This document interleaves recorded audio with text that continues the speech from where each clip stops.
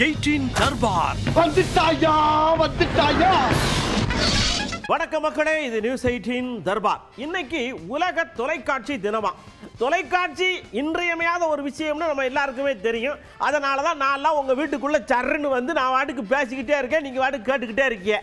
அந்த வகையில் உலக தொலைக்காட்சி தினத்துக்கு வாழ்த்து சொல்லிவிட்டு நிகழ்ச்சிக்குள்ளே சரட்டுன்னு போவோம் வாங்க.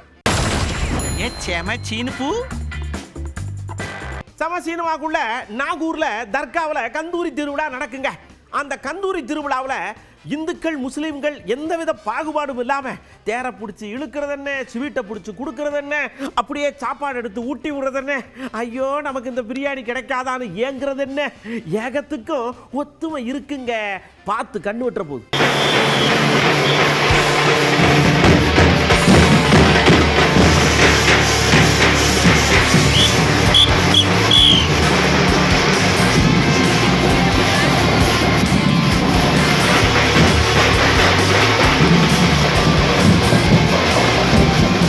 அடுத்து பாருங்க, இந்த நாட்டில் வேலை வேலை வேலைங்கிறது ஒரு பெரிய விஷயமாவே இருந்துகிட்டு இருக்குங்க.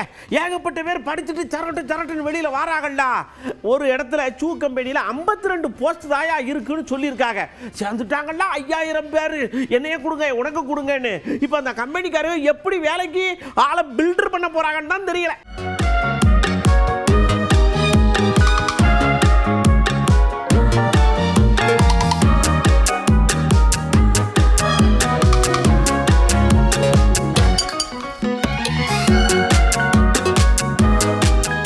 அப்படியே நேராக கொடைக்கானலுக்கு போகிறோம். ஏங்க முந்தியெல்லாம் பார்த்தீங்கன்னா அப்படியே அமைதியாக நின்று செல்ஃபி எடுப்பாங்க, ஃபோட்டோ எடுப்பாங்க, அப்படி பார்த்துக்கிட்டே இருப்பாங்க. திடீர்னு பார்த்தா சில பேர் வாயெல்லாம் முணுமுணுங்கு. என்னன்னு பார்த்தா இயற்கையை ரசித்து கவிதையாக சொல்லி மனைவியோட சிங்க் பண்ணுறாங்க. முடிஞ்சா நீங்களும் போங்க, நல்லாயிருக்கும்.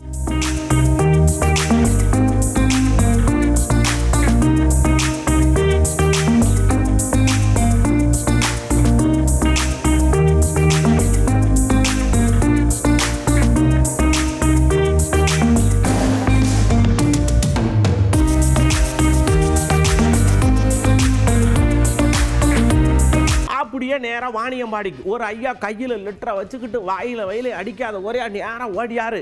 ஐயா இந்த லெட்டரை படிச்சு பாருங்கயா, உங்களுக்கு எது நியாயமா இருக்கா அப்படின்னு கேட்டாங்க. என்னையான்னு, நானே அப்படியே வேலைக்கு போய் கூலி வருதோ வரலையோன்னு போராடிக்கிட்டு இருக்கேன் வாழ்க்கையில. எனக்கு ஜிஎஸ்டி 5 கோடி ரூபாய் கட்டணும்னு சொல்லி வந்தாடா எங்கய்யா போவே, தெருக்கோடியை கூட நான் பார்த்ததில்லையே அப்படின்னு ஓடு அழுகிறார். அந்த மனுஷனை தேர்த்ததுக்கு யாராவது இருந்தா போய் தேர்த்தி விடுங்க.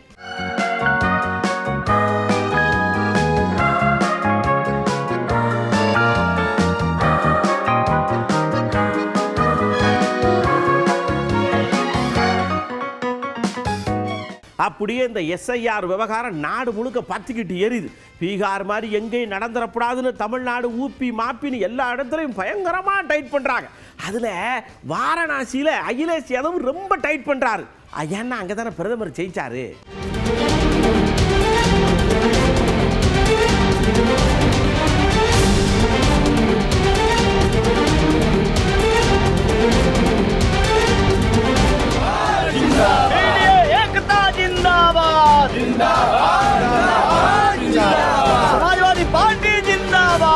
அமித்ஷா ஐயா ஒரு நிகழ்ச்சிக்கு போனாங்க. எல்லை பாதுகாப்பு படை வீரர்களோட சேர்ந்து கொண்டாடுவோம், வித்தியாசமா ஏதாவது கொண்டாடுவேன்னு சொன்ன உடனே சடக்குன்னு அங்க இருந்தவங்கலாம் ஐயா நாங்க ட்ரோன்ல ஒரு வித்தியாசத்தை பண்றோம்னு பண்ணி காட்டியிருக்காங்க.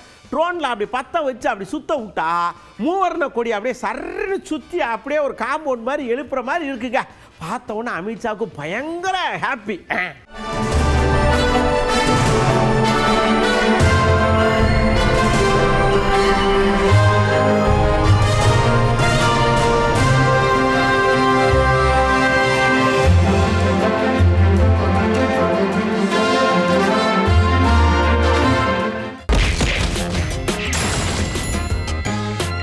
அப்படியே நாம நேரா கவுண்டருக்குள்ள போறோம். வழக்கம் போல நம்ம உதயநிதி ஐயா அப்படியே கப்புடு நின்று மைக்க பிடிச்சி நம்ம ஐயா வருவாங்க போவாங்க, சமயம் பேசுவாங்க. இங்கே பேசும்போது ஒன்று பேசுவாங்க, அங்கே பேசும்போது ஒன்று பேசுவாங்க, அங்கே இருக்கும்போது இங்கே ரிஜெக்ட் பண்ணுவாங்க, அங்கே அள்ளி கொடுப்பாங்க. அப்படின்னு ஏகத்துக்கு அப்படியே வரிசையாக உள்ள விட்டுக்கிட்டே இருக்காரு. என்னன்னு உங்களுக்கு புரிஞ்சுன்னா நீங்கள் தான் கில்லாடி. மக்களவை தேர்தல் அப்போ உங்களுக்கு தெரியும், ஞாபகம் இருக்கும், கிட்டத்தட்ட 8 வாட்டி தமிழ்நாட்டுக்கு வந்துட்டு போனார். ஆனா தமிழ்நாட்டு மக்கள் அவங்களுக்கு கொடுத்தது வெறும் ஒரே ஒரு முட்டை தான். இப்ப மீண்டும் திரு மோடி அவர்கள் சட்டமன்ற தேர்தல் வர்றதுனால வர ஆரம்பிச்சிருக்கிறாரு. இனி அடிக்கடி வருவாரு. நேற்று கோயம்புத்தூருக்கு வந்துட்டு போனாரு. கோயம்புத்தூருக்கு வந்துட்டு என்ன பண்ணிட்டு போனாரு? கோயம்புத்தூர் மதுரை மெட்ரோ திட்டங்களுக்கு அனுமதி தர முடியாதுன்னு சொல்லிட்டு போக ஒரு பிரதமர் வந்துட்டு போயிருக்கிறாரு. அனுமதி மறுக்க காரணம் என்ன சொல்றாங்க? மக்கள் தொகை கம்மியா இருக்கா, மதுரையிலையும் கோயம்புத்தூர்லயும் மக்கள் தொகை கம்மியா இருக்கு அப்படின்ற காரணத்தை ஒன்றிய அரசு சொல்லியிருக்கு. பாஜக ஆட்சி செய்கின்ற உத்தரப்பிரதேசத்தில் இருக்கக்கூடிய ஆக்ரா மற்றும் கான்பூருக்கு மட்டும் மெட்ரோ திட்டத்துக்கு அனுமதி கொடுத்திருக்கிறாங்க. ஆனா மக்கள் தொகையை கட்டுப்படுத்தணும்னு ஒன்றிய அரசு சொன்னப்போ அதை சரியா பின்பற்றிய மாநிலம் நம்முடைய தமிழ்நாடு. அதற்கான விழிப்புணர்வை ஏற்படுத்திய மாநிலம் நம்முடைய தமிழ்நாடு. அதை சொன்னதை கேட்டது தமிழ்நாட்டு மக்கள். இன்னைக்கு அதையே காரணம் காட்டி மெட்ரோ திட்டத்துக்கு அனுமதி தர மாட்டேன்னு சொல்றாங்க. அது மட்டும் இல்ல, மக்கள் தொகையை கட்டுப்படுத்தியதுனால இன்னைக்கு டீலிமிட்டேஷன் சொல்லி நம்முடைய மக்களவை உறுப்பினர் எண்ணிக்கையை குறைக்கின்ற முயற்சியிலையும் ஒன்றிய அரசு ஈடுபட்டிருக்கு. அப்படியே ரொம்ப நான் சீன்ல வராம இருக்கனே அப்படின்னு சொல்லிட்டு சடக்குன்னு எடப்பாடி என்னாச்சு வந்தார். இங்க பாருங்க தம்பி, உங்களுக்கு அனுபவம் குறைவு, நான் சொல்லுதை நல்லா கேளுங்க, நீங்க சொன்னதெல்லாம் எனக்கு நல்லா புரிஞ்சு போச்சு. ஆனா இதுக்கெல்லாம் காரணம் யாரு? நீங்க தானே ஆளுங்கட்சியா இருக்கிய, அதனால நீங்க தான் காரணம். ஐயா, இந்த என்ன விஷயம்னு கேட்டா அதை மட்டும் சொல்ல மாட்டேங்க. இவையதான் காரணம், இவையதான் காரணம் என்னன்னு உங்களுக்கு புரிஞ்சா ஓகே. இந்த குளறுபடி மாநில அரசு தான் இருக்குது. ஏன்னா மாநில அரசு மத்திய அரசிடம் மெட்ரோ ரயில் திட்டத்திற்கு என்னென்ன விதிகள் இருக்கு என்பதை ஆய்வு செய்து அந்த ஆய்வின்படி இவர்கள் முறையாக விரிவான திட்ட அறிக்கை தயாரித்து அனுப்பப்பட்டிருந்தால் இந்த பிரச்சனை வந்திருக்காது. 2011வது வருஷம் மக்கள் தொகை அடிப்படையில் அனுப்பி காரணத்தினால்தான் இவ்வளவு பிரச்சனை. அப்பொழுது இருந்த மக்கள் தொகை அடிப்படையில் அனுப்பிய காரணத்தினால் தற்போது மெட்ரோ ரயில் திட்டத்திற்கு 20 லட்சம் பேர் ஒரு மாநகரத்தில் வசித்தால்தான் மெட்ரோ ரயில் திட்டம் வரும் என்ற நிலை இருக்கின்ற காரணத்தினால் இந்த குளறுபடிகளால் தற்போது நிறுத்தப்பட்டுகின்றது. அதே போல மதுரை மாநகராட்சியிலும் அதே நிலைதான். ஆகவே அனைத்து இந்திய அண்ணா திராவிட முன்னேற்ற கழகம் ஆட்சிக்கு வந்தவுடன் இந்த 2 மெட்ரோ ரயில் திட்ட பணிகளும் துவங்குவதற்குண்டான அனைத்து முயற்சியும் எடுக்கப்படும் என்பதை தெரிவித்துக் கொள்கின்றேன். அது மட்டுமல்ல, அனைத்து இந்திய அண்ணா திமுக ஆட்சி இருக்கின்ற பொழுதுதான் இந்த திட்டத்திற்கு விரிவான திட்ட அறிக்கை தயாரிக்கின்ற பணி துவங்கப்பட்டது. வேண்டுமென்றே திட்டமிட்டு அண்ணா திமுக ஆட்சியில் கொண்டு வரப்பட்ட இந்த மெட்ரோ ரயில் திட்டம், கோவையில் கொண்டு வரப்பட்ட மெட்ரோ ரயில் திட்டத்திற்கு காலதாமம் செய்து சரியான முறையில் ஆய்வு செய்து விரிவான திட்ட அறிக்கை அனுப்பாத காரணத்தில்தான் இந்த பணி சுணக்கம் ஏற்பட்டு இன்றைக்கு மத்திய அரசிடம் இப்படிப்பட்ட பதில் வந்திருக்குது. இதுக்கு முழுக்க காரணம் மாநில அரசினுடைய கவனக்குறைவு, அலட்சியம் தான் என்பதை இந்த நேரத்தில் தெரிவிக்க விரும்புகிறேன். செல்லூர் அண்ணாச்சி அப்படியே டேட்டா வாய்ஸா கேள்வி எடுக்காரு திமுக மேல, அரசு மேல. என்னன்னா, மதுரை மக்கள் மேல நான் மனமு வந்த ஒரு பாசத்தை வச்சிருக்கேன், அப்படியே பொங்குது எனக்கு. ஆனா திமுக நீங்க என்ன பண்றீங்க? மதுரை மக்களுக்கு இதை பண்றேன், அதை பண்றேன், மெட்ரோ பண்றேன்னு சொல்லிவிட்டு கடைசியில 2010 நீங்க மக்கள் தொகை எடுத்ததை கொண்டே விட்டுருக்கீங்க. அதே எலெக்ஷன் கமிஷன் கூட அந்த லிஸ்ட்டை கொடுத்தீங்கன்னா கட நேரம் முடிஞ்சிருக்கும்லான்னு அவர் ஒரு சைடில் ஒரு ஐடியா கொடுக்காரு. இந்த திட்டமே எங்க அம்மாவுடைய திட்டம் தான். இது எங்க அம்மா அறிவித்த திட்டம் தான். இன்னைக்கு இவங்க அறிவித்தாங்க. சரி, நடைமுறை யார் கொண்டு வந்தாலும் நம்ம மதுரை மக்களை பொறுத்தளவுக்கு நம்ம ஏற்றுக்கொள்வோம். நமக்கு மகிழ்ச்சி. மதுரைக்கு ஒரு வளர்ச்சி பணி கிடைக்குதுன்னா நமக்கு மகிழ்ச்சி. ஆனா இவங்க என்னன்னா 2016 ஆக்ராவில் ஒரு வரைவாக இதே மாதிரி டிபிஆர் தயார் பண்ணி கேட்குறாங்க. இதே மெட்ரோ ட்ரெயினுக்கு கேட்கும்போது அவங்க திருப்பி அனுப்புறாங்க டெக்னிக்கல் இதுல இருந்து. நீங்க அனுப்பியிருக்க டிபிஆர் சரியில்லை, எனவே இந்த 2017 படி உங்களுடைய இது ஏற்றுக்கொள்ளப்பட மாட்டாது அப்படின்னு சொன்ன பிறகு திரும்ப என்ன செய்யறாங்க? உண்மையிலே கிடைக்கணும்னு நினைச்சதுனால அந்த அரசு அங்க இருக்கிற எம்பி அந்த மாதிரி நடவடிக்கை எடுத்ததுனால திரும்ப டிபிஆர் அனுப்பி அதை சரி செய்து அனுப்பி பெற்றிருக்காங்க. அது மாதிரி இந்த அரசாங்கம் செஞ்சிருக்கலாம்ல. உண்மையிலேயே மதுரைக்கு கிடைக்கணும்டா இன்னைக்கு என்ன நிலைமைன்றதை தெரிஞ்சிருக்கணும். தெரியாம வேணுண்டே மத்திய அரசு மீது படியை போட்டு என்டிஏ கூட்டணிக்கு ஒரு கெட்ட பெயரை உருவாக்கணும். திமுக ஏதோ தமிழக மக்கள் மீதும் மதுரை மக்கள் மீதும் அபரிதமான அன்பும் பாசம் வைத்திருப்பது போல நாடகம் ஆடுறாங்க. அதாவதுங்க ஆசைப்படுறது தப்பு இல்லை. நீங்க ஒண்ணு இல்லை 4 கூட ஆசைப்படலாம். தமிழை கத்துக்கணும்னு நீங்க ஆசைப்படுறது முக்கியம் இல்லைங்க. அதுக்கு புத்தகம் வாங்குறதுக்கு காசு ஒதுக்கணும். அதை விட்டு சான்ஸ்கிரிட்டுக்கே நீங்க காசை ஒதுக்கி விட்டு தமிழ் படிக்க எனக்கு ஆசை என்னால முடியல அப்படின்னு நீங்க இப்படி பேசுனீங்கன்னா அது வேஷம்னு எங்களுக்கு தெரியாதா அப்படின்னு கேட்கறது நம்ம உதயநிதி ஐயா. பிரதமர் திரு மோடி அவர்கள் பேசும்போது பேசுறாரு, அவரால் தமிழ் படிக்காம போயிடுச்சே, தமிழ் படிக்க முடியாம போயிடுச்சு அப்படின்னு ரொம்ப ஃபீல் பண்ணி திரு மோடி அவர்கள் பேசியிருக்கிறார். நான் அவரை பார்த்து கேட்கிறேன், ஒரு பக்கம் தமிழ் மேல அக்கறை இருக்கிற மாதிரி நாடகம் போடும் நீங்க, இன்னொரு பக்கம் நம்முடைய பிள்ளைகள் தமிழ் படிக்க கூடாதுன்னு இந்தி சமஸ்கிருதத்தை திணிக்க முயற்சி பண்றீங்களே, இது எந்த விதத்துல நியாயம்? மும்மொழி கொள்கை ஏத்துக்கிட்டாதான் தமிழ்நாட்டுக்கு தர வேண்டிய நிதி பகிர்வு 2500 கோடி ரூபாயை தருவேன்னு சொன்னீங்களே, இது எந்த விதத்துல நியாயம்? தமிழ் படிக்காம போயிடுச்சு அப்படின்னு கவலைப்படுற நீங்க தமிழுடைய வளர்ச்சிக்காக என்ன செஞ்சிருக்கிறீங்க? கடந்த 10 வருஷத்துல தமிழ் வளர்ச்சிக்காக கடந்த 10 ஆண்டுகள்ல ஒன்றிய அரசு நிதி ஒதுக்குன நிதி எவ்வளவு தெரியுமா? தமிழ் வளர்ச்சிக்கு வெறும் 150 கோடி ரூபாய். ஆனா செத்த மொழி சமஸ்கிருதத்துக்கு ஒன்றிய அரசு கடந்த 10 ஆண்டுகள்ல ஒதுக்கின நிதி எவ்வளவு தெரியுமா? 2400 கோடி ரூபாய். தமிழ் வளர்ச்சிக்கு 150 கோடி ரூபாய், சமஸ்கிருத வளர்ச்சிக்கு 2400 கோடி ரூபாய். இதுதான் பிரதமர் மோடி அவர்களுடைய தமிழ் பாச நாடகம். அப்படியே நம்ம அண்ணாமலை அண்ணாச்சிக்கு ரொம்ப நேரம் ஒரு ஊருன்னு பார்த்துட்டு இருந்துருவார். உங்களுக்கு என்ன எல்லாரும் ஆளாளு பேசிட்டு இருக்கான்னு சொல்லி களத்தில் நம்ம இறங்கினா தான் சரி வரும் சொல்லி எங்க வரங்க. சான்ஸ்கிரிட் பல்கலைக்கழகம் ரொம்ப வருஷமா இருக்கு, காங்கிரஸ் ஆட்சியிலிருந்து தான் இருக்குல்ல, அதனால நாங்கள் ஒதுக்குறோம். நீங்கள் தமிழ் பல்கலைக்கழகம் ஆரம்பிங்க, உங்களுக்கு காசு கொடுக்க மாட்டேன்னு யார் சொன்னா?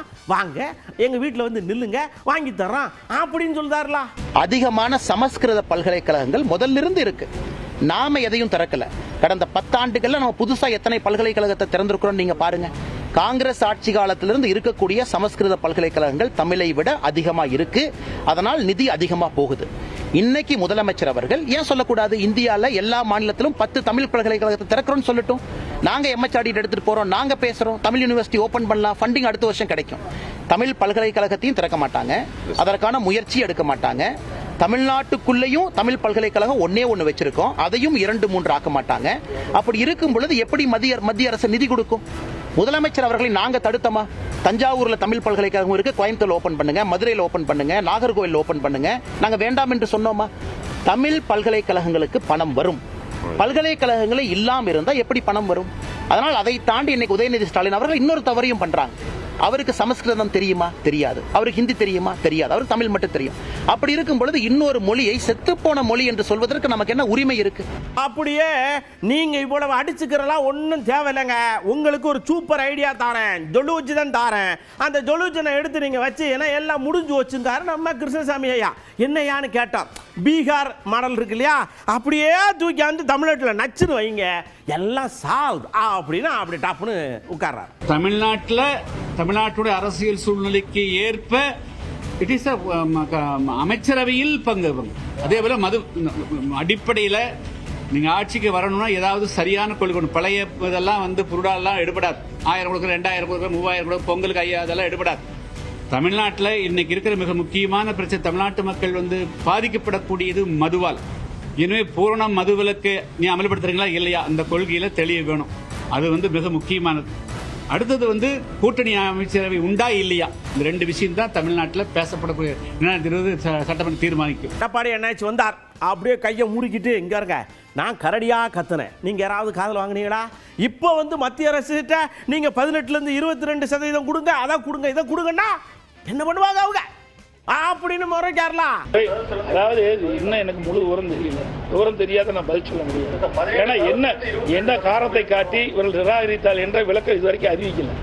ஒரு நிராகரிக்கிறார் என்று சொன்னால் அதுக்கு சில காரணங்கள் இருக்கும். அந்த காரணங்கள் வெளிப்படலையே, அது வெளியில் வந்தால் தான் அதுக்கு கருத்து சொல்ல முடியும். எங்களை பொறுத்த வரைக்கும் நாங்கள் ஏற்கனவே நான் தொலைக்காட்சியின் வாயிலாக வலியுறுத்தி சொல்லியிருக்கின்றேன், ஊடகத்தின் வாயிலாக வலியுறுத்தி சொல்லியிருக்கின்றேன். ஆகவே பாதிக்கப்பட்ட விவசாயிகளுக்கு நிவாரணம் வழங்கப்பட வேண்டும். தொடர் மழையின் காரணமாக நெல்மணிகள் எல்லாம் நனைந்து ஈரம் ஏற்பட்டிருக்கிறது. இதையெல்லாம் கணக்கிட்டு மத்திய அரசோட நடவடிக்கை எடுக்க வேண்டும் என்று நான் ஏற்கனவே வலியுறுத்தினேன். ஆனால் இந்த அரசாங்கம் மழை வரும்னு நல்லா தெரியும். இந்திய வானிலை மையம் வந்து தெளிவாக சொல்லியிருந்தாங்க. உடனே என்ன பண்ணியிருக்கணும், வேகமாக துரிதமாக விவசாயிகள் அறுவடை செய்து கொண்டு வரப்பட்ட நெல் மூட்டைகளை உடனுக்குடன் இவர்கள் கொள்முதல் செய்யப்பட்டிருந்தா விவசாயிகள் இந்த பாதிக்கப்பட்டு போனாங்க. இன்னைக்கு 15 நாள் கொள்முதலை நிறுத்திட்டாங்க. அப்படி 15 நாள் கொள்முதலை நிறுத்திய காரணத்தினால் விவசாயிகள் கொண்டு வரப்பட்ட அந்த நெல்மணிகள்லாம் முளைத்து இன்றைக்கு பாதிக்கப்பட்டிருக்கிறாங்க.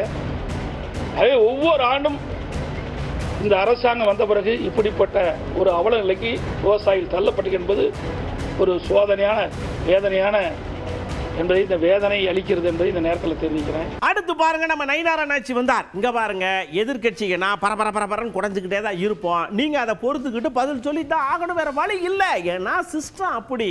பஞ்சாங்கத்தை எடுத்து புரட்டினா இனிமே திமுக அங்க இருக்காதுன்னு சொல்லியிருக்குல்ல, அதை வச்சு தானே நான் பேசிக்கிட்டே இருக்கேன். பஞ்சாங்கம் போய் சொல்லுமா அப்படின்னு கேட்க ஒரு பஞ்சாங்கத்திலே போடப்பட்டிருக்கிறது, ஆளுங்கட்சிக்கு தொல்லைகள் அதிகம், எதிர்கட்சியில் இருப்பவர் ஆட்சிக்கு வருவார்கள் என்று பஞ்சாங்கத்தில் குறிப்பிட்டிருக்கிறார். ஏன் தெரியுமா? ஏன் ஆட்சிக்கு வருவார்கள் என்று தெரியுமா? பாலியல் வன்கொடுமைகள். நேற்று கூட ராமநாதபுரத்திலே ஒரு பெண்ணை கத்தியால் குத்தி கொலை பண்ணியிருக்கிறார். எந்த வகுப்பறையிலும் ஆசிரியர் கிடையாது. ஹெட்மாஸ்டர் எல்லாம் போதையிலே போறாங்க. மாணவர்கள் பள்ளி வாசலிலே கஞ்சா போட்டுவிட்டது. அவ்வளவு பாலியல் வன்கொடுமை நடைபெறுகிறது. சிறு குழந்தைகளுக்கு எதிரான குற்றங்கள் 16% கூடியிருக்கிறது. பாலியல் வன்கொடுமைகள் 18,200 பேர் பாலியல் வன்கொடுமைகள், கற்பழிப்புகள், கொலைகள் எல்லாம் நடைபெறுகிறது திமுக ஆட்சி. இன்னும் தொடர வேண்டுமா இந்த திமுக ஆட்சி என்றுதான் இன்னைக்கு மக்கள் கேட்டுக்கொண்டிருக்கிறார்கள். அவர்களுக்கு வேற எந்த கவலையும் கிடையாது, மக்களை பற்றி கவலை கிடையாது. புரட்சித் தலைவர் எம்ஜிஆர் ஒரு படத்திலே பாடுவார், மக்கள் நலம் மக்கள் நலம் என்றே சொல்லுவார், தம் மக்கள் நலம் ஒன்றேதான் மனதில் கொள்ளுவார் என்று சொல்லுவார் பாடல். அந்த பாடல் வரிகளுக்கு தான் இன்னைக்கு திமுக ஆட்சி அவருடைய மக்களுக்காக வாழ்கிறார். இன்று பீகார், நாளை தமிழ்நாடு. செல்லூர் அண்ணாச்சி வந்து அதையே ஆமோதிக்கார். இங்க பாருங்க, 2026 எங்களுக்காக காத்துக்கிட்டு இருக்கு. சேர எல்லாம் தொடச்சு கிடச்சு பக்காவா வச்சிருக்கோம். மழன்னு போய் பக்குன்னு உக்காந்துருவோம். அங்க இருக்கிறது தானே அவரும் சொல்றாரு, நானும் சொல்றேன். அப்புறம் என்னன்னு கேட்கார்ல.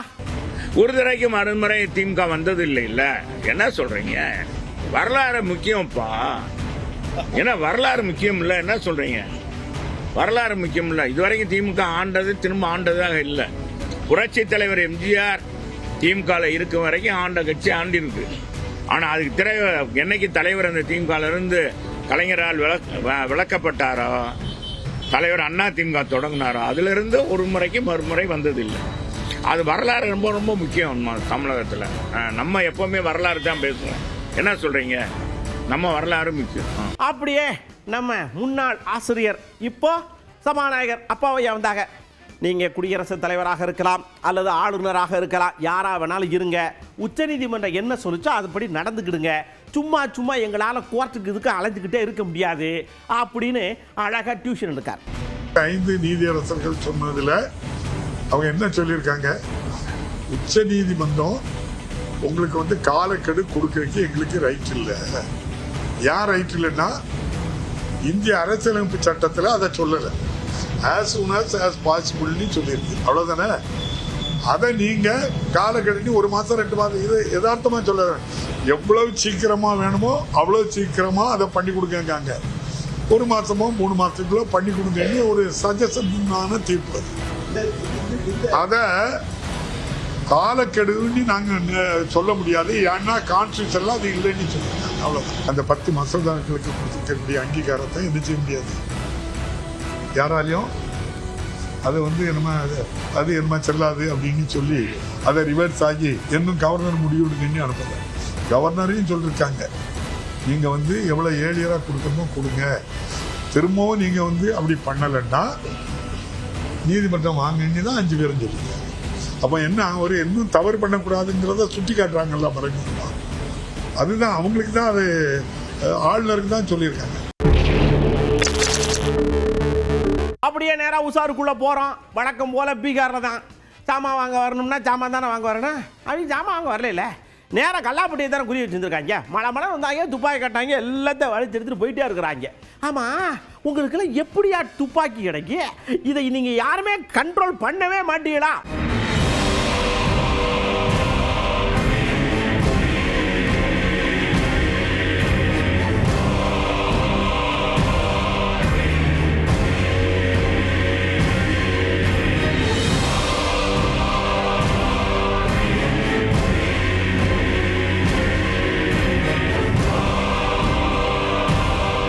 அதாவதுங்க, ஒரு முதலீடு பண்ணி தான் ஒரு தொழிலை நடத்தணும். அதுக்கு வழி இல்லைன்னா நான் என்ன பண்ண முடியும்? சிந்திக்கிறோம். சிந்திச்ச உடனே லாரி நிற்கிது. லாரி நின்ன உடனே உள்ளுக்க பார்த்தா பழம். சரி, இவ்வளோ பழம் கிடக்குல்ல, கொஞ்சம் எடுத்துகிட்டு போய் வியாபாரம் பண்ண என்ன குறைஞ்சா போகுதுன்னு சொல்லி 2 அம்மா அப்படியே கோயம்பேட்டில் இருக்கிற லாரி இருந்து பழத்தை வாரி எடுத்து போய் விற்று விட்டாங்க. ஆனால் கடைசியில் என்ன சொல்லிட்டாங்கன்னா, பழத்தை யாருக்கும் கேட்காம எடுத்ததுனால அது திருட்டுங்காக. நீங்கள் சொல்லுங்கள்.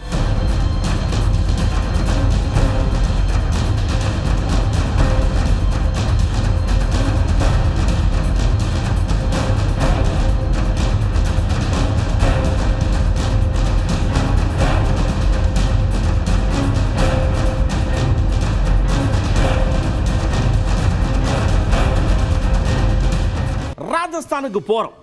வண்டி ஓட்டிக்கிட்டு அப்படியே ஓரமாக ஒருத்தர் வரார். இந்த பக்கம் சரட்டுன்னு வராங்க, டம்முன்னு மோதுறாங்க. 4 பேர் சீரியஸாக கிடக்குறாங்க. ஆமாம், என்ன சொன்னாலும் ஏன் கண்ணை திறந்து பார்த்து சைடில் முன்னாடி பின்னாடி பார்க்கவே மாட்டேங்கிறீங்களே? ஏன் டெய்லி யார் மேலே மோதிக்கிட்டே இருக்கணுமா?